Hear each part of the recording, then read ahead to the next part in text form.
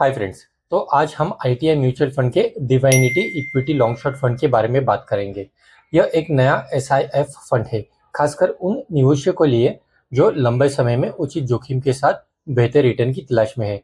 आज के इस वीडियो में हम जानेंगे कि ये फंड कैसे काम करता है, इसके खास फीचर्स क्या है और ये ट्रेडिशनल म्यूचुअल फंड और पीएमएस से बेहतर क्यों है। तो चलिए शुरू करते हैं। Divinity equity long short fund को म्यूचुअल फंड और पीएमएस के बीच में पोजीशन किया गया है। इसमें दोनों के बेनिफिट मिलते हैं। म्यूचुअल फंड की रेगुलेशंस और टैक्स एफिशिएंसी और एआईएफ की फ्लेक्सिबिलिटी, जहाँ पे हम शॉर्ट पोजीशंस भी ले सकते हैं। अभी जैसे हमने कहा था कि इस फंड में हमें एसिमेट्रिक रिटर्न प्रोफाइल देखने को मिलता है। तो यहाँ पे इन्होंने एक एग्जांपल दिया है।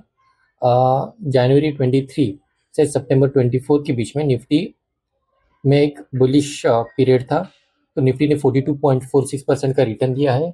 और similarly at the same time इनका जो लॉन्ग शॉर्ट स्ट्रेटेजी का मॉडल पोर्टफोलियो रिटर्न है वो 44.26% है। तो अपसाइड में ये नॉर्मल म्यूचुअल फंड की तरह काम करता है, और वही डाउन साइड में फ्रॉम अक्टूबर 24 टू फरवरी 25 के बीच में, जहाँ पे निफ्टी नेगेटिव 14.28% का रिटर्न दिया था, यहाँ पे इनका मॉडल पोर्टफोलियो ने सिर्फ -3.23% का रिटर्न दिया है। तो यहाँ पे लिमिटेड डाउनसाइड रिस्क देखने को मिलता है। तो क्यूमुलेटिव रिटर्न हम देखेंगे जनवरी 23 से लेके फरवरी 25 के बीच में निफ्टी ने 22.2% का रिटर्न दिया था, और यहाँ पे इनका जो लॉन्ग शॉर्ट स्ट्रेटेजी मॉडल है उसने 39.6% का रिटर्न दिया है। तो ये एक बेटर रिस्क एडजस्टेड रिटर्न है, क्योंकि हमें हमारा डाउनसाइड प्रोटेक्टेड है। तो हम यहाँ पे एक बैक टेस्टेड डेटा देखते हैं 7 ईयर्स का, फ्रॉम 2018 टू अगस्त 25। तो यहाँ पे 4 बार हमें एक निफ्टी में फॉल देखा गया था। उस टाइम पे मॉडल का परफॉर्मेंस कैसा था वो देखेंगे। जब ILFS एपिसोड हुआ था उस टाइम पे निफ्टी -11.1% डाउन था, और ये model was -2% down only. During Covid square Nifty was down -28.1%, और ये मॉडल वॉज फ्लैट पॉजिटिव 0.6%। जब RBI इंटरेस्ट हाइक हुआ था तब निफ्टी वॉज डाउन बाय -9.7%, और ये मॉडल वॉज फ्लैट अराउंड -0.3%। और जब FI सेलिंग स्टार्ट हुई थी दिसंबर 24 ऑनवर्ड्स, तब Nifty was down of almost -8.9%, और मॉडल वॉज पॉजिटिव 1.1%। और आप ओवरऑल रिटर्न देखेंगे 7 ईयर्स का, तो निफ्टी का रिटर्न था 134.82%, और ये मॉडल का रिटर्न था 165.65%। तो यहाँ पे हमें ये देखने को मिलता है कि जब कोई हेवी डाउनफॉल आता है मार्केट में निफ्टी में, तो यहाँ पे डाउनसाइड लिमिटेड होता है, बिकॉज ऑफ ये शॉर्ट स्ट्रेटेजी यूज़ करते हैं 25% का, तो इससे हमारा डाउनसाइड थोड़ा प्रोटेक्टेड रहता है। तो इससे हमें बेहतर रिस्क एडजस्टेड रिटर्न मिलता है। तो ये फंड इंक्रीज होता है इक्विटी म्यूचुअल फंड की तरह, लेकिन डाउनफॉल इसका थोड़ा सा प्रोटेक्टेड रहता है। It gives better, it performs better during downfall period compare to the equity mutual fund. तो इसी रीज़न से हम ये कह सकते हैं कि इस फंड में हमें बेटर रिस्क एडजस्टेड रिटर्न देखने को मिल सकता है। तो हम देख सकते हैं कि SIF में मिनिमम इन्वेस्टमेंट है minimum 10 lakh rupees, mutual fund में 100 रुपीज़, PMS में 50 लाख और AIF में 1 करोड़। तो इस प्रोडक्ट को PMS और म्यूचुअल फंड के बीच में पोजीशन किया गया है। तो यहाँ पे हम टैक्सेशन देखेंगे at investor level. Investor level पे SIF और म्यूचुअल फंड का टैक्सेशन सेम ही है। Equity long term capital gains tax 12.5% लगता है। PMS में हर एक ट्रांजेक्शन लेवल पे टैक्स लगता है, क्योंकि PMS में आपके डीमैट अकाउंट पे ट्रांजेक्शन हो रहा है इंडिविजुअल लेवल पे, इसलिए। और AIF में इन्वेस्टर लेवल पे कोई टैक्स लगता नहीं है। म्यूचुअल फंड या SIF तो फंड लेवल पे कोई टैक्स देने की ज़रूरत नहीं होती है। PMS में तो इसका एप्लीकेबल ही नहीं है फंड लेवल पे, क्योंकि PMS इंडिविजुअल लेवल पे मैनेज होता है डीमैट अकाउंट में। और AIF में ये फंड लेवल पे ही टैक्सेशन होता है इसका, और अप्रॉक्सीमेटली 39% तक टैक्स लग सकता है। तो सबसे बेस्ट यहाँ पे आप देखेंगे प्रोडक्ट कौन सा है, तो ये SIF और म्यूचुअल फंड है, क्योंकि जब तक आप कोई यूनिट सेल नहीं करते तब तक आपको टैक्स लगेगा नहीं, और कंपाउंडिंग आपको बेनिफिट मिलेगा।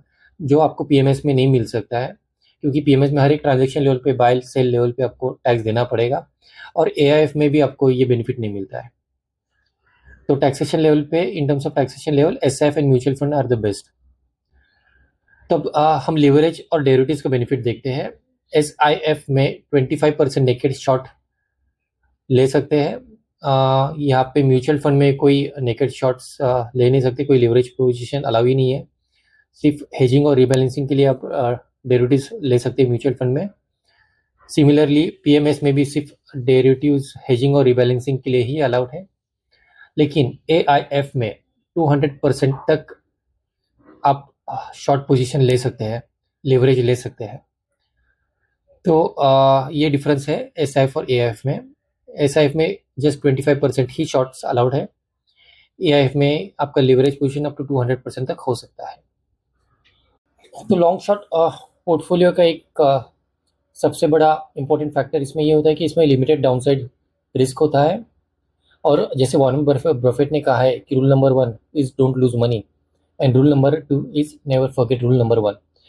ये एक downside risk management is an underappreciated principle in investing. सब लोग अपसाइड देख कैप्चर करने की कोशिश करते हैं कि मैं ज़्यादा से ज़्यादा बेनिफिट ले लूँ मार्केट में पॉजिटिव रिटर्न्स का, लेकिन जब मार्केट फॉल आती है तो कोई प्रिपेयर नहीं रहता है उसको फेस करने के लिए, और ये बहुत ज़रूरी होता है डाउनसाइड रिस्क मैनेजमेंट। तो एग्जांपल में देखते हैं, एक पोर्टफोलियो 1 और पोर्टफोलियो 2 है। पोर्टफोलियो 1 में पहले 2 ईयर्स 75% का अप्रिसिएशन हुआ है, ईयर 1 और ईयर 2 में, और थर्ड ईयर में 50% फॉल आया है। तो उसका टोटल रिटर्न थर्ड ईयर में फ्रॉम 100 to 153 हुआ है। और वैसे ही पोर्टफोलियो 2 आप देखेंगे तो उसमें 45% रिटर्न मिला है फर्स्ट ईयर में, सेकेंड ईयर 40%, और थर्ड ईयर में सिर्फ -5% का डाउनसाइड इसमें देखने को मिलेगा। तो इससे होता क्या है कि हमारा ओवरऑल पोर्टफोलियो जो का वैल्यू है, it is still at around 193 rupees. So the conclusion is that it is far more important to avoid losing years than to have large winning years. Protecting large downside is an essential condition to compounding wealth over the long period of time. हम इसका portfolio allocation देखते हैं कि इसमें कौन से instrument type use करते हैं और कितना एलोकेशन इसमें हो सकता है। इसमें इक्विटी और equity related investment will be up to from 80 to 100%, debt and money market instrument 0 to 20%, naked derivatives position or unhedged derivative positions up to 25%, REIT InvITs 0 to 20%, and derivatives for hedging purpose will be up to 100% of net assets. इसका हम portfolio construction देखेंगे different market conditions पे, normal, bullish और bearish में। Normal market conditions में strategic portfolio में strategic longs will be 55%, fix income and cash equivalent will be up to 45%, और tactical portfolio में tactical long will be between 10 to 35% and tactical shorts will be 10 to 25%। तो gross equity exposure इसमें up to 80 to 100% आएगा, and long short portfolio will be from 65 to 90% और 10 to 25%। Similarly bullish period में हम देखेंगे कि इसमें टैक्टिकल पोर्टफोलियो में चेंजेस दिख रहा है हमें। Tactical longs will B 20 to 40%, जो थोड़ा ज़्यादा लॉन्ग्स होंगे टैक्टिकल लॉन्ग्स, और tactical shorts will be very less, it can be 0 और मैक्सिमम 25%। एंड बेयरिश पीरियड में tactical longs will B almost 0 to 15%, and tactical shorts will be 10 to 25%. So maximum shorts will be there. जो shorts लेने हैं वो bearish period में होते हैं, या फिर नॉर्मल पीरियड में, या फ्लैट पीरियड में होता है, और बुलिश पीरियड में शॉर्ट्स के बदले में लॉन्ग्स पे ज़्यादा फोकस होता है। तो this will be the portfolio constructions of this strategy. अगर आपको ये फंड में इन्वेस्ट करना है तो जो डिस्क्रिप्शन में लिंक दिए है उसमें जाके आप रजिस्टर कर दीजिए, और रजिस्टर करने के बाद उसको एक्टिवेट करना पड़ेगा आपको अकाउंट को, और अकाउंट को एक्टिवेट करने के बाद आपको NFO सेक्शन में जाना है ऐप ओपन करके, और NFO सेक्शन में जाके आपको सर्च करना है Divinity long short fund, and then lump sum amount आपको सिलेक्ट करना पड़ेगा। उसमें आपको अमाउंट डालनी पड़ेगी 10 लाख रुपीज़।